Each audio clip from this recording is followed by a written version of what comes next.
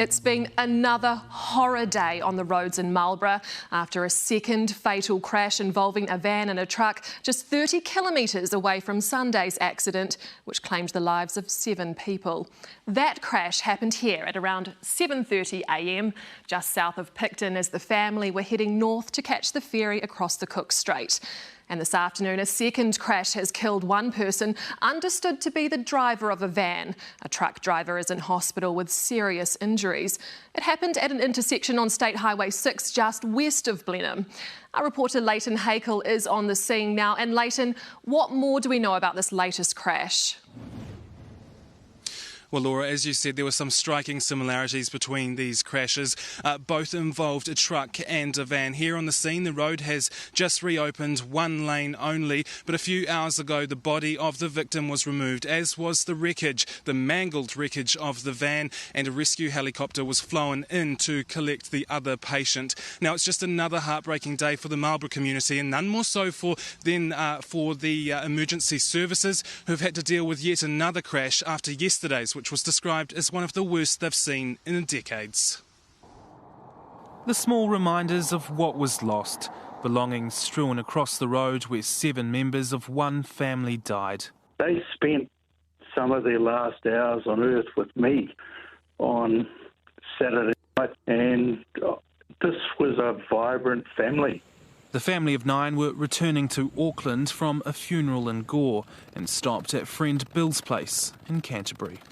I'd suggested, why don't you sort of stay, and have a bit more sleep sort of thing. But my friend said, oh, no, we're okay. We'll just make our way slowly up to Picton and maybe have a couple of hours sleep when we get there and while we wait for the ferry. But they didn't make it to the ferry. The van collided with a truck just south of Picton. Police have confirmed the van driver was one of the 7 dead. 3 generations of one family, including a baby, were killed in an instant. Police say the 2 survivors remain in serious conditions at Wellington Hospital. The stretch of State Highway 1 where the crash happened has now reopened and traffic is slowly moving through, but the scars of what happened here do remain littered along the road. Police say early indications suggest the van crossed the centre line. Locals and road safety advocates want to see improvements. People are going to make mistakes. The cars and the roads have to be changed so that simple mistakes don't end up as fatalities. Waka Kotahi is assisting police with their investigation, with a focus on finding any safety improvements that can be made to the road. Prior to yesterday's crash, 5 people have died on the stretch from Blenheim to Picton since 2012. Waka Kotahi was already assessing the 100-kilometre speed limit. And if you look at those poor people who died down in Picton, they weren't reckless drivers. They weren't hoons.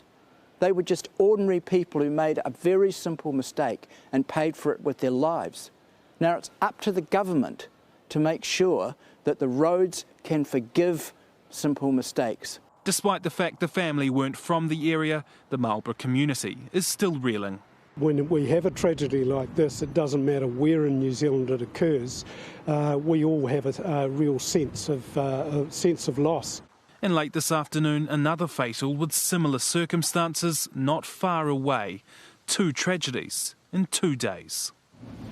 OK, Leighton, what more do we know about the family involved in yesterday's crash?